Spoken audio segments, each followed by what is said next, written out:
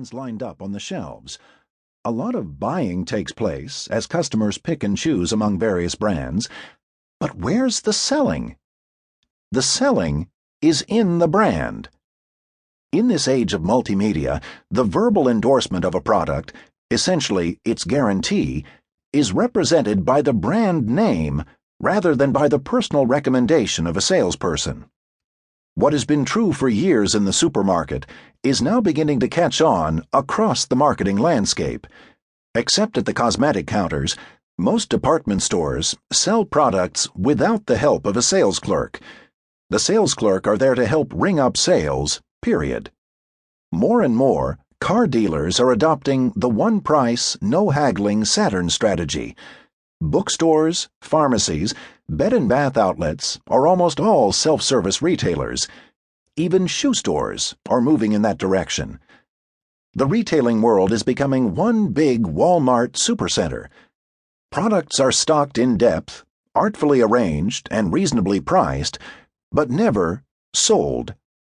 There's a seismic shift taking place in the world of business, the shift from selling to buying. This shift is enhanced by, accelerated by, and caused by brands. The essence of the marketing process is obviously building a brand in the minds of consumers. But what, you may ask, is a brand? Some managers believe that brands possess unique identities and qualities separate and distinct from their company or product names. They made their name into a brand, said one analyst about a company's successful marketing program. They made their name into a brand? What does this statement mean? In truth, nothing. On paper, there is no difference between a company or product name and a brand name. Obviously, marketing people have all sorts of definitions for company names, division names, brand names, and model names, not to mention sub-brands, mega-brands, flanker brands, and other variations. When you look inside the mind of a prospect, however, all of these variations disappear. Imagine a customer saying to a friend, "What do you think of this new flanker brand?" "Not much. I stick with mega brands or sub-brands." People don't talk that way, nor do they think that way.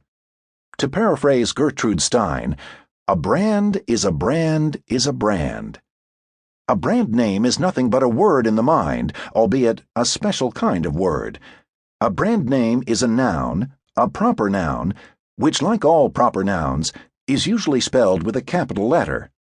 Any and every proper noun is a brand, whether it's owned by an individual, a corporation, or a community.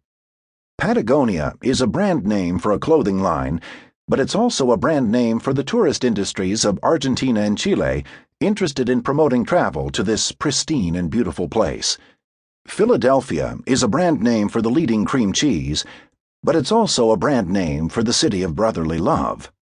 Brands are not limited to the 2.5 million trademarks registered with the U.S. government, nor the additional millions of names and logotypes registered with other countries around the world.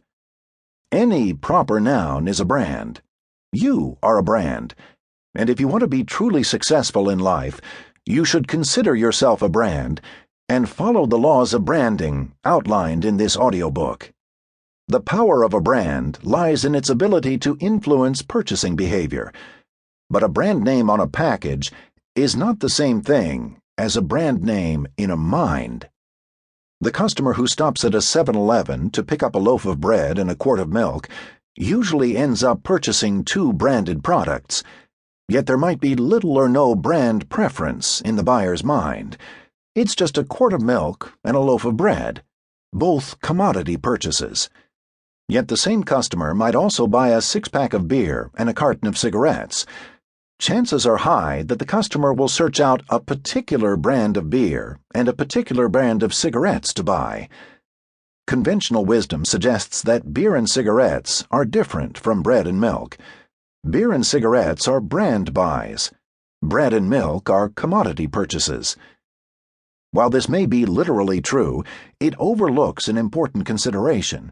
You can build a brand in any category, including bread and milk, as long as you follow the